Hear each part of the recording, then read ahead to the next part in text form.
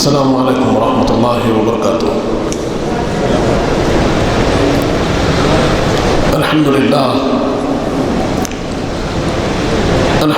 الذی نحمده ونستعینه ونستغفره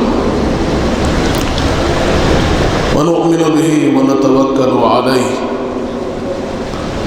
ونعوذ باللہ من شرور انفسنا ومن سیئات اعمالنا،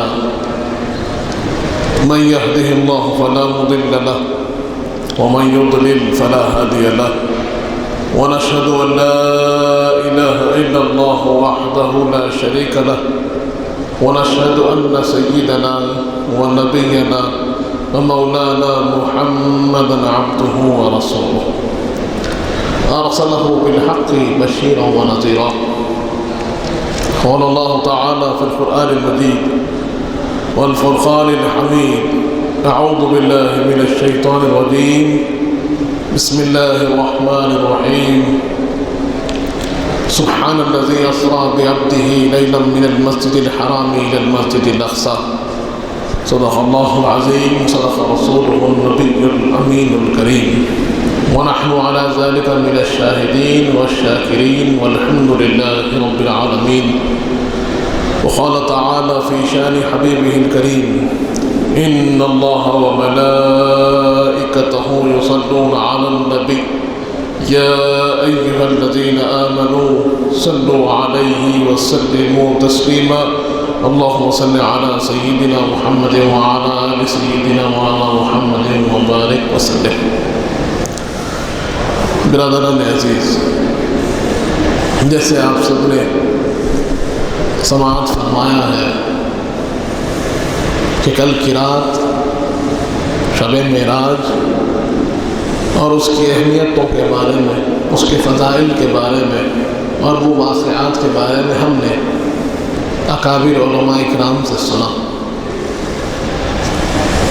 اور اس کے بعد جو معراج کا جو حاصل رہا، اللہ تبارک و تعالیٰ نے حضور پاک صلی اللہ علیہ وسلم کو اپنے قرب خاص میں بلا کر جو چیز عنایت فرمائی، وہ تو اللہ نے کہیں پر مبہم رکھی تو کہیں ظاہر فرمائی، کہیں یہ فرما کر اللہ نے اکتفا فرمایا کہ فَأَوْحَى إِلَىٰ عَبْدِهِ مَا أَوْحَى، کہ اللہ نے جو چاہا اپنے بندے خاص کے قلب اطہر پر وحی فرمایا۔ کہیں پر کسی قدر تفصیل ملی اور ہم نے جانا کہ اللہ تبارک و تعالیٰ نے حضور پاک صلی اللہ علیہ وسلم کی امت کے لیے جو تحفہ عنایت فرمایا ہے وہ نماز ہے۔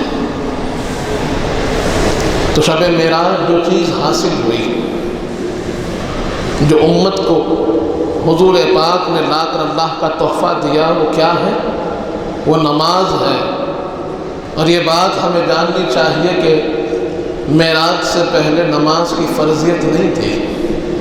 حضور پاک صلی اللہ علیہ وسلم نماز ادا فرماتے ضرور تھے، لیکن حضور پاک خود ادا فرماتے تھے۔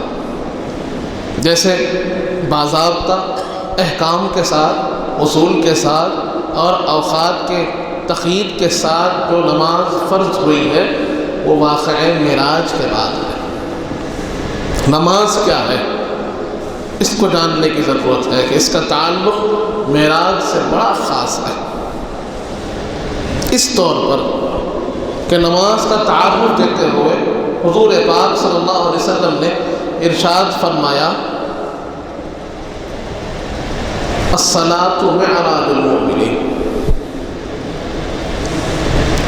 کہ نماز کیا ہے؟ مومنین کی معراج ہے۔ برادران عزیز، اس بات کو سمجھنے اور غور کرنے کی ضرورت ہے کہ آج بندہ مومن یہ چاہتا ہے، ہر ایک شخص کی یہی چاہت ہے کہ وہ بلندی پائے، وہ بلندی چاہتا ہے، وہ اپنی جو مقام ہے اس میں بلندی چاہتا ہے۔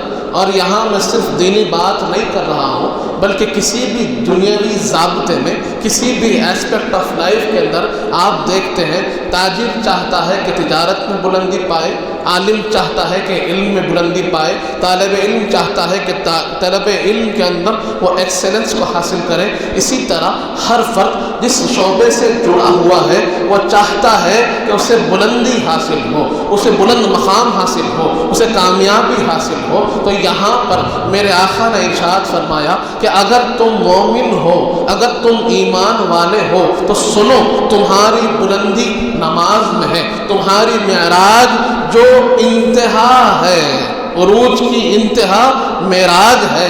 ہم نے سنا ہے، ہم نے جانا ہے کہ مخلوق کو جو مقام کبھی نہ ملا تھا وہ مقام اللہ نے معراج میں عطا فرمایا۔ جو قرب کسی کو نہ ملا تھا وہ قرب حضور پاک کو معراج کی شب اللہ نے عطا فرمایا۔ جو مقام کسی کو حاصل نہ تھا وہ مقام پر حضور پاک کو اللہ نے بلوایا، اور وہاں پر حضور پاک کو وہ تحفہ عنایت فرمایا کہ اب حضور پاک کا غلام بلندی چاہتا ہے، مقام چاہتا ہے اور رفعت شان چاہتا ہے۔ تو میرے آقا نے فرما دیا، اے مومنو سنو، تمہاری معراج نماز میں ہے۔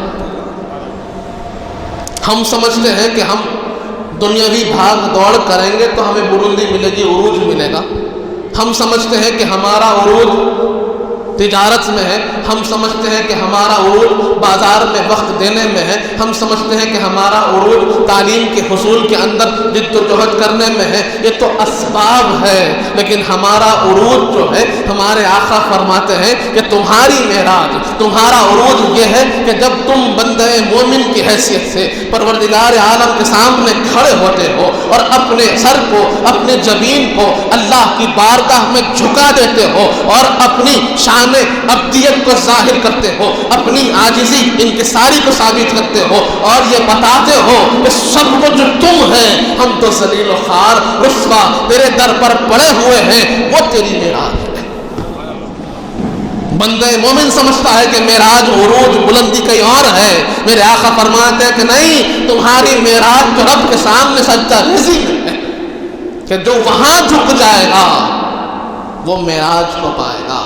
اور صرف دنیاوی دینی معراج نہیں ہوگی، دینی بلندی نہیں ہوگی، بلکہ جو نماز کا پابند ہوگا، حضور پاک فرماتے ہیں کہ وہاں پر اسے ہر ایک زاویے سے، ہر ایک جہت سے، ہر ایک مجال میں، ہر ایک میدان میں اسے عروج ملے گا۔ صرف آخرت میں عروج نہیں، وہ تو حضور پاک کا صدقہ ہے کہ مل ہی جائے گا۔ لیکن آج جو لوگ نماز چھوڑ کر بازاروں میں بیٹھے ہیں، ان کو اس حدیث پاک کو پڑھنا چاہیے۔ جو لوگ نمازوں کو چھوڑ کر آفیسز پہ وقت دے رہے ہیں، نماز چھوٹ رہی ہے، اپنے کاموں میں مشغول ہے اور یہ سمجھتے ہیں کہ نماز تو کبھی بھی پڑھی جا سکتی ہے، یہ کام ضروری ہے۔ یاد رکھیں کہ ہمیں اپنی سانسوں کا یقین نہیں ہے، ایک سانس جو جاتی ہے لوٹ کر آئے معلوم نہیں، لیکن یاد رکھیں کہ ہمارے سوال، ہم سے سوال جو ہوگا وہ نماز کا ہوگا، ہم سے سوال جو ہوگا عبادت کا ہوگا، اور تم سمجھ رہے ہو کہ تمہاری بلندی بازاروں میں بیٹھنے سے ہے، نہیں، تمہاری بلندی تو نماز میں ہے۔ ارے وہاں بھی بلندی چاہتے ہو، اپنے آپ کو رب کی بارگاہ میں جھکاؤ، انشاءاللہ آخرت میں بھی بلند ہوں گے اور دنیاوی تجارت میں بھی بلند ہوں گے۔ اسی لیے حضور پاک نے اس کو عام رکھا اور بتا دیا کہ اے مومنو، تمہارا معراج، تمہاری بلندی نماز میں ہے۔ اس بات کو سمجھنے کی ضرورت ہے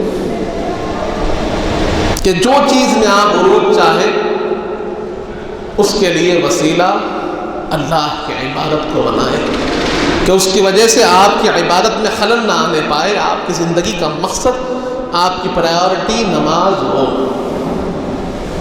اس کو سمجھنے کی ضرورت ہے۔ دوسری چیز، آج ہم ماحول کو دیکھتے ہیں، ایک عجیب پراگندہ ماحول ہے، بکھرا ہوا ماحول ہے، انتشار ہے، منکرات بڑھ چکے ہیں، بے حیائی عام ہو چکی ہے، اور ہر والد، ہر بڑا، ہر سمجھدار، ہر ذی عقل اس بات کی طرف متفکر ہے کہ یہ ماحول کو کیسے بدلا جائے، اس میں سدھار کیسے آئے گا۔ یہ منکرات کیسے ختم ہوں گے، یہ بے حیائی کیسے دور ہوگی، لوگوں کی طرف لوگوں کے اندر حیا کیسے پیدا ہوگی۔ ہر ایک شخص متفکر ہے اس بات پر۔ آسان طریقہ پروردگار عالم نے فرما دیا کہ ان الصلاۃ تنہا عن الفحشاء والمنکر، کہ نماز وہ چیز ہے جو ہر ایک بے حیائی سے اور ہر ایک برائی سے روکتی ہے۔ آسان طریقہ، اللہ فرما رہا ہے کہ اگر تم پریشان ہو کہ تمہاری اولاد میں کہیں پر منکرات بے حیائی داخل ہو رہی ہے، تم ان کو لے کر نماز کے پابند ہو جاؤ، خود بخود وہ بے حیائی سے رک جائیں گے، خود بخود وہ حیا والے بن جائیں گے، خود بخود ان کے اندر ہر ایک گناہ سے نفرت پیدا ہو جائے گی۔ یہ کس کی برکت ہے؟ یہ نماز کی برکت ہے کہ نماز آپ کو ہر برائی سے روکے گا، ہر خرابی سے روکے گا۔ بندہ مومن کوشش کرتا ہے کہ میں گناہوں سے نکل جاؤں، گناہوں سے بچ جاؤں، اور اپنے طور پر تدبیر کرتا ہے، کبھی توبہ کرتا ہے، کبھی اپنے آپ کو اچھے لوگوں میں بٹھاتا ہے۔ یہ تمام چیزوں میں آدمی کی اپنی کوشش ہے، لیکن جب کوئی نماز کا پابند ہو جاتا ہے تو پروردگار عالم کی گارنٹی اس کے ساتھ ہے، اللہ کا اعلان اس کے ساتھ ہے کہ پروردگار فرما رہا ہے کہ ان الصلاۃ تنہا عن الفحشاء والمنکر۔ یاد رکھو، یقیناً تم نماز کے پابند ہو جاؤ، ہر بے حیائی سے تم بچ جاؤ گے، ہر برائی سے تم خود بچ جاؤ گے۔ یہ گارنٹی، یہ اعلان اللہ کا ہے۔ برادران عزیز، ہماری تدبیریں، ہماری کوششیں اپنی جگہ، اللہ کا قدرت، اللہ کا اعلان اپنی جگہ۔ آسان چیز ہے کہ ایک تو فرض ہے، ادا کرنا ہی ہے، دوسرے اس کے فوائد اتنے زیادہ کہ اللہ فرما رہا ہے کہ تم نماز پڑھ تو لو، ہر گناہ سے ہم تمہیں دور کر دیں گے۔ تم ہماری بارگاہ میں حاضر ہو جاؤ، ہر ایک خرابی کو ہم تم سے دور کر دیں گے۔ اللہ اعلان فرما رہا ہے، ہمارا کام کرنا کیا ہے؟ اس کی بارگاہ میں صرف حاضر ہو جانا ہے۔ برادران عزیز، نماز کی اہمیت اس حدیث پاک سے بھی معلوم ہوتی ہے کہ جہاں پر حضور پاک نے ارشاد فرمایا بین الرجل والکفر الصلاۃ، آدمی اور کفر کے درمیان میں کوئی چیز حائل ہے، کوئی چیز رکاوٹ بنی ہوئی ہے، کوئی چیز اس کا تمغہ امتیاز ہے، تو وہ نماز ہے۔ کہ کسی کو پہچاننا ہے کہ مومن ہے، اسلام میں ہے، اسلام کے دائرے میں ہے، اس کی علامت کیا ہے؟ نماز ہے۔ اور اسی لیے تو ایک اور حدیث پاک میں آیا ہے کہ من ترک الصلاۃ متعمدا فقد کفر۔ کتنی سخت حدیث ہے کہ کوئی عمدن اگر نماز چھوڑ رہا ہے، قدرت ہے، طاقت ہے، اللہ نے سارے اسباب دیے ہیں، شعور ہے، بیداری ہے، ہر چیز میں آدمی ہوش میں ہے، پھر بھی اذان سنتا ہے، مؤذن کی آواز کو سنتا ہے، حی علی الصلاح کو سنتا ہے، حی علی الفلاح کو سنتا ہے، اس کے بعد بھی اگر عمدن نماز کو کمتر جان کر چھوڑ رہا ہے تو میرے آقا فرماتے ہیں کہ اب اس کا اسلام سے کوئی تعلق نہیں، وہ کفر کی طرف چلا گیا ہے، کفر کی طرف چلا گیا ہے۔ اور آج ہم خواب غفلت میں ہیں، ہماری نوجوان نسل خواب غفلت میں ہے کہ ان سے نمازیں چھوٹ رہی ہیں، انہیں احساس نہیں، وہ سمجھتے ہیں کہ نماز ایک عادت ہے، عادت نہیں، عبادت ہے، اور ہماری زندگی کا مقصد ہی عبادت ہے۔ اللہ نے واضح طور پر فرما دیا ہے وَمَا خَلَقْتُ الْجِنَّ وَالْإِنسَ إِلَّا لِيَعْبُدُونِ، کہ ہم نے جن و انس کو اپنی عبادت کے لیے چنا ہے۔ مقصد حیات عبادت ہے، اور عبادت کا سب سے بڑا ذریعہ، کیونکہ دیگر جتنی عبادتیں ہیں وہ سال میں ایک مرتبہ ہے، زندگی میں ایک مرتبہ ہے، لیکن نماز ایسی عبادت ہے جو ہر دن 5 مرتبہ ہے۔ تو ہمارے مقصد کو پورا کرنے کا بہت بڑا ذریعہ نماز ہے، اور آج ہم اسی سے غافل ہیں۔ معراج کی شب اللہ نے تحفہ دیا حضور پاک کی امت کو، یہ تحفہ کیا ہے؟ نماز ہے، کہ اللہ نے اپنے حبیب کی امت کے لیے نماز کو دیا۔ وجہ کیا ہے؟ کہ اس کے اندر بڑی حکمتیں ہیں، بڑی خوبیاں ہیں۔ حدیث پاک میں آتا ہے کہ جب بندہ اچھا وضو کرتا ہے اور وضو کر کر نماز کے لیے جاتا ہے، ہر قدم پر پروردگار عالم اس کے ایک ایک گناہ کو میٹتا ہے، ایک ایک درجے کو بلند کرتا ہے، اور جب وہ نماز کی حالت میں ہوتا ہے تو ایک نماز سے دوسری نماز کے درمیان جو کچھ اس سے لغزشیں اور گناہ ہوئے اللہ نماز کے صدقے میں میٹ دیتا ہے۔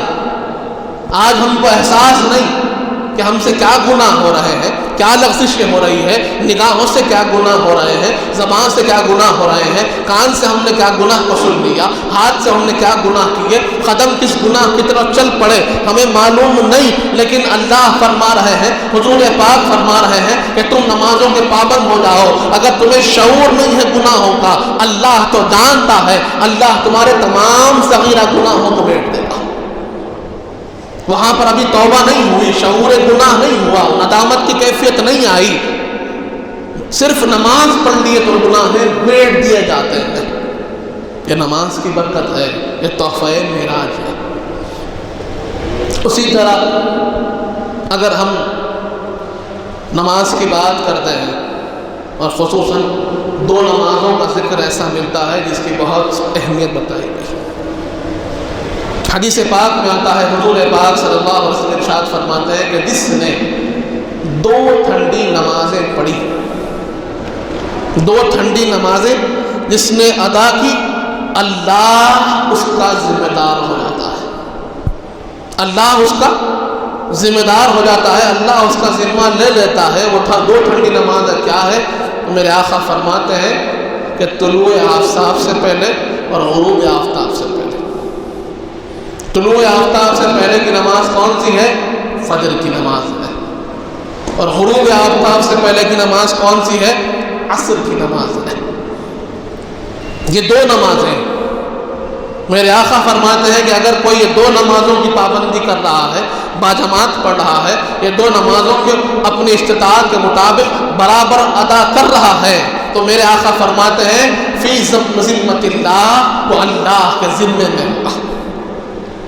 فجر کی نماز کو لے لیجیے کہ آدمی جب رات میں سوتا ہے تو یہی فکر کے ساتھ سوتا ہے کہ صبح اٹھ کر کیا کرنا ہے، میری کیا کیا ذمہ داریاں ہیں، میرے اوپر کون سی ذمہ داریاں ہیں۔ وہ بچوں کی ذمہ داری کو بھی سوچتا ہے، والدین کی ذمہ داری کو بھی سوچتا ہے، گھر والوں کی ذمہ داری کو بھی سوچتا ہے، اور یہ خیال کرتا ہے کہ صبح اٹھوں گا، کیا کروں گا، کیسے کماؤں گا، کیسے لاؤں گا، تمام ذمہ داریوں کا خیال رکھتا ہوا سوتا ہے، اور صبح ہوتے ہی یہی ذمہ داریوں کا اسے خیال رہتا ہے۔ یہاں یاد رکھیے کہ فجر کی نماز اگر باجماعت پڑھ رہا ہے، جیسے اس کا حق ادا کرنا ہے ویسے فجر ادا کر رہا ہے، تو میرے آقا فرماتے ہیں سنو کہ تم اللہ کے ذمے میں ہو، اور تمہاری ہر ذمہ داری اللہ کی ذمہ داری ہے۔ کہ بندہ کیا کرے گا، اس کی قدرت کیا ہے، وہ کتنی کوشش کر سکتا ہے، کتنی ذمہ داریوں کو نبھا سکتا ہے، اور کس انداز میں وہ خدمت کر سکتا ہے۔ لیکن میرے آقا فرماتے ہیں کہ تم کچھ نہ کرو، اتنی کوشش کرو کہ ساری کوششوں کے اوپر اللہ کی عبادت کی کوشش کرو، کہ تمہاری صبح اللہ کی عبادت کے ساتھ ہو، فجر کی نماز کے ساتھ ہو، تو سن لو تمہاری تمام ذمہ داریاں اللہ کی ہے۔ برادران عزیز، اس سے بڑھ کر کیا ہو کہ آپ کی ذمہ داری اب آپ کی نہیں، پروردگار عالم کی ہے۔ اور اسی کو قرآن مجید میں اللہ نے یوں بیان فرمایا کہ وَمَن يَتَّقِ اللَّهَ يَجْعَلْ لَهُ مَخْرَجًا وَيَرْزُقْهُ مِنْ حَيْثُ لَا يَحْتَسِبُ، کہ جو اللہ سے تقوی اختیار کرتا ہے، جو اللہ سے تقوی اختیار کرتا ہے، اللہ اس کے لیے راستے بنا دیتا ہے۔ وَيَرْزُقْهُ مِنْ حَيْثُ لَا يَحْتَسِبُ، اور وہاں سے اسے رزق دیتا ہے جہاں سے اس نے گمان تک نہ کیا ہوگا۔ تقوی کیا ہے؟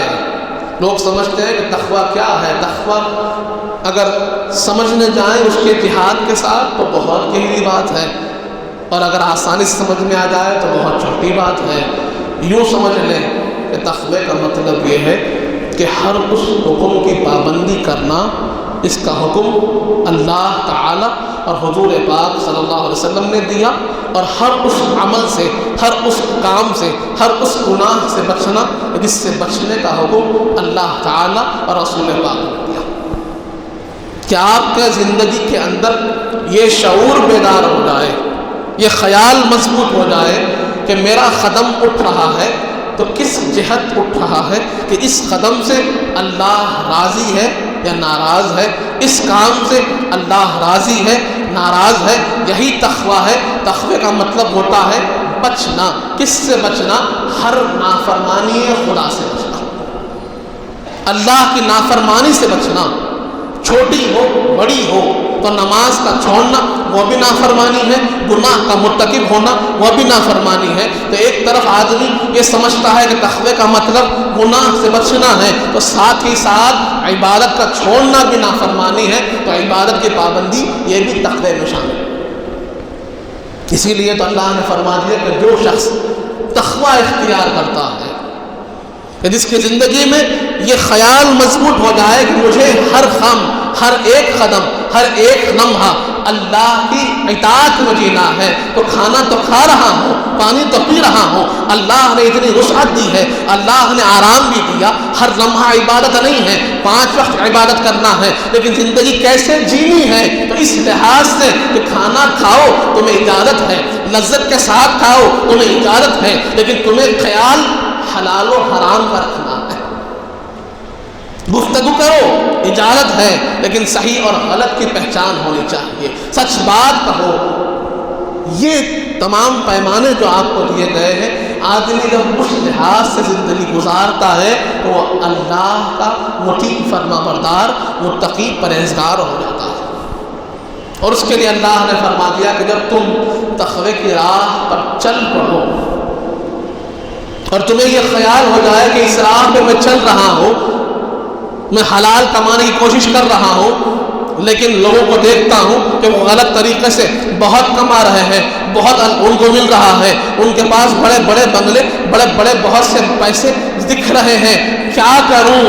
مجھے کوئی راستہ نظر نہیں آتا، وہ تو تقوی کے راستے پر چل رہا ہوں۔ تو اللہ فرما رہا ہے کہ تم اگر تقوی کے راستے پر چلو گے، اللہ تمہارے لیے راستے فراہم فرمائے گا۔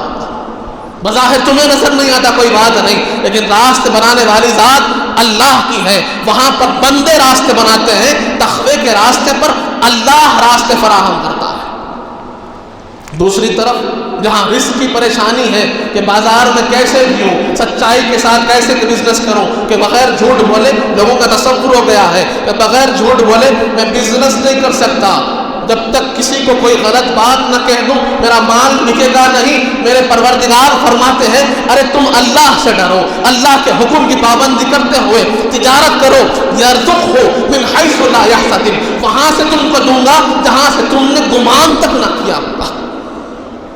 تمہاری عقل میں جو چیز سمجھ میں نہیں آئی اس راستے سے عطا کروں گا۔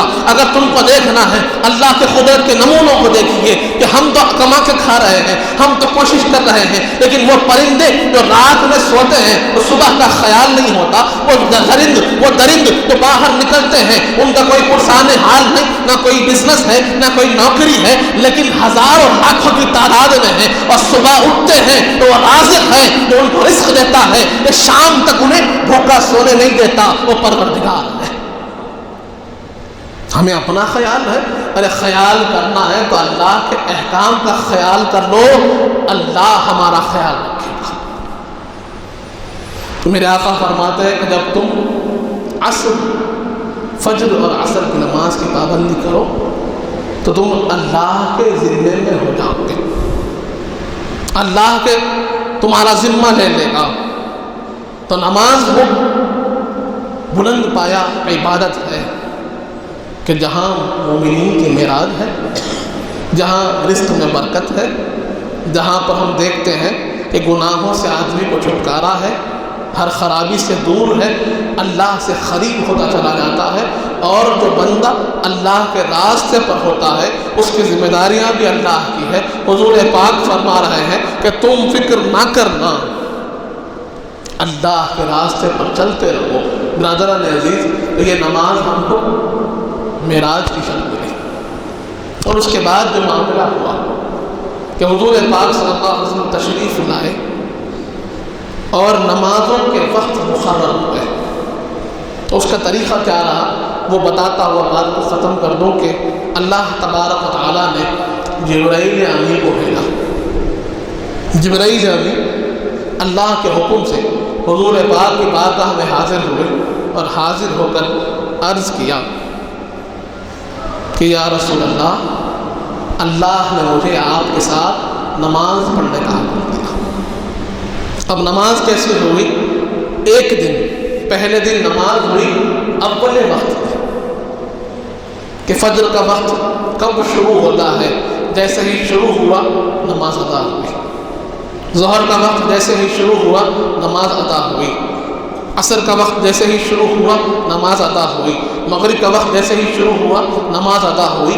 عشاء کا وقت جیسے ہی شروع ہوا نماز ادا ہوئی۔ اور جتنی رکعتیں مقرر ہیں ان رکعتوں کے حساب سے جبرائیل امین حضور پاک کے ساتھ ہیں اور نماز ادا ہو رہی ہے۔ اس کے بعد میں دوسرا دن ہوا، وہ کیسے کہ اب اختتامی وقت، آخر وقت میں نماز ادا ہوئی۔ جب 2 دن، پہلے دن ابتدا میں، دوسرے دن انتہا میں ایسے نماز ادا ہوئی، پھر جبرائیل امین نے عرض کیا یا رسول اللہ، یہ جو 2 وقت ہیں ان کے درمیان کا وقت اس نماز کے لیے مقرر ہے۔ اور یہ اللہ کا کرم ہے کہ پروردگار عالم نے نماز کے وقت میں وسعت دی ہے، کہ ایسے نہیں ہے کہ جیسے ہی اذان ہوتے ہی نماز پڑھو ورنہ نماز نہیں ہوگی، ایسے نہیں، بلکہ یہ اللہ کا کرم ہے کہ وسعت دی ہے کہ آپ اگر کسی ضروری کام میں پھنسے ہوئے ہیں، کوئی مجبوری آپ کو لاحق ہے، تو آپ اس کو مکمل کر اس وقت میں نماز پڑھ سکتے ہیں۔ اور 1 گھنٹہ 2 گھنٹے کا وقت آپ کے لیے نماز کے لیے دیا گیا، اور نماز کتنی پڑھتے ہیں؟ 5 منٹ۔ یہ اللہ کا کرم ہے کہ اللہ نے اپنے فضل و کرم سے نماز کے وقت میں وسعت دی۔ برادران عزیز، اس طریقے سے نماز کی ابتدا ہوئی۔ پھر ہم جانتے ہیں کہ ہجرت کے بعد نماز کو جو بلایا جاتا تھا، نماز کا جو بلاوا تھا، اس کے لیے الگ الگ طریقے اختیار کیے گئے۔ کبھی سور کی طرح آواز دیتے تھے، ایک آواز بلند کی جاتی تھی کہ لوگوں کو نماز کے وقت کا اعلان ہو۔ کبھی جو ہے کوئی چیز بجائی جاتی تھی، کبھی کوئی آواز بلند کرتا تھا کہ نماز نماز، لیکن کوئی ایک طریقہ مقرر نہیں ہوا تھا۔ تبھی ایک صحابی رسول حضور پاک کی بارگاہ میں حاضر ہوئے اور آ کر اپنا خواب سنایا کہ یا رسول اللہ، میں نے خواب میں دیکھا کہ میں یہ کلمات کو سن رہا ہوں، اور وہ کلمات کون سے تھے؟ وہ اذان کے کلمات تھے۔ حضور پاک کے سامنے انہوں نے پوری اذان پڑھ کر سنائی اور کہا کہ یہ خواب میں نے یہ کلمات دیکھے۔ تبھی ایک اور صحابی آئے، انہوں نے بھی یہ کلمات دیکھے، ایک اور صحابی آئے، انہوں نے یہ کلمات دیکھے۔ حضور پاک نے فرمایا یہ اللہ کی طرف سے اشارہ ہے کہ اب نماز کو ان کلمات کے ذریعے سے بلایا جائے گا۔ وہ کلمات اذان کے ہیں۔ برادران عزیز، اللہ تبارک تعالیٰ نہ صرف نماز کا حکم دیا، نماز کا طریقہ بتایا، اس کے فوائد، اس کی خصوصیات بتایا، بلکہ اس کو بلانے کا طریقہ بھی اللہ نے بھیجا ہے۔ اور کیا کہہ کر بلایا جا رہا ہے؟ حی علی الصلاۃ، نماز کی طرف آ جاؤ۔ اور نماز کیا ہے؟ تو آگے ارشاد ہوتا ہے حی علی الفلاح، کامیابی کی طرف آ جاؤ۔ تو بندے مومن کی معراج نماز ہے، حضور پاک کی آنکھوں کی ٹھنڈک نماز ہے، مومن کی کامیابی نماز ہے، مومن کو بے حیائی سے بچانے والی چیز نماز ہے، مومن کی ترقی کا سامان نماز ہے، اللہ کی خوشنودی کا ذریعہ نماز ہے۔ حضور پاک جس چیز سے خوش ہوتے ہیں وہ نماز ہے۔ تو ہمارا شیوا، ہماری علامت، ہمارا شعار نماز ہے۔ تو ہر مومن کو چاہیے کہ وہ نماز کا پابند ہو اور دوسروں کو بھی نماز کی طرف بلائے اور اصلاح سے، اخلاق سے بلائے۔ کیونکہ قرآن میں اللہ کیا فرماتا ہے کہ جب تم کسی کو دعوت دو تو کیسے دو؟ ادعو الی سبیل ربک بالحکمۃ والموعظۃ الحسنہ، کہ حکمت کے ساتھ اور اچھی نصیحت کے ساتھ بلاؤ۔ کسی کا دل توڑ کر اپنی برائی، اپنی بلندی بیان کر کر کہ میں نماز پڑھ رہا ہوں تو نہیں، ایسے نہیں، بلکہ ہماری کوشش یہ ہو کہ وہ نماز کو آئے، وہاں اور کوئی کوشش نہ ہو، اس طور پر ہم نماز کی پابندی کریں۔ تو معراج کا جو سبق ہے ہمارے لیے آج ضروری ہے وہ یہ ہے کہ ہم نماز کے پابند ہوں، فرائض کے پابند ہوں اور باجماعت پڑھنے کی کوشش کریں۔ دعا ہے مالک جب تک زندہ رکھ، سلام پر رکھ، موت ایمان پر دے، وقت ندا حضور پاک صلی اللہ علیہ وسلم کا دیدار نصیب فرما مالک، میں نیک اور صالح متقی و پرہیزگار بنا، ہمارے گناہوں کو معاف فرما، ہمارے گناہوں کو نیکیوں سے تبدیل کر دے، ہم میں جو پریشان حال ہیں ان کی پریشانیوں کو دور فرما، ہم میں جو بیمار ہیں انہیں شفا کاملہ عطا فرما، ہم میں جو مغرور ہیں ان کے قرضوں کو عطا فرما، جو کچھ کہے ہیں جو کچھ سنے ہیں اس پر عمل کرنے کی توفیق عطا فرما، حضور پاک صلی اللہ علیہ وآلہ وسلم کا سچا غلام و امتی بنا مالک، اہل بیت اطہار کا سچا غلام بنا، صحابہ کرام کا چاہنے والا بنا، اولیاء اللہ کا چاہنے والا بنا، ان کے بتائے ہوئے راستے پر چلنے کی توفیق عطا فرما، وصلی اللہ تعالی علی خیر خلقہ سیدنا محمد وعلی آلہ وصحبہ وسلم، والحمد للہ رب العالمین۔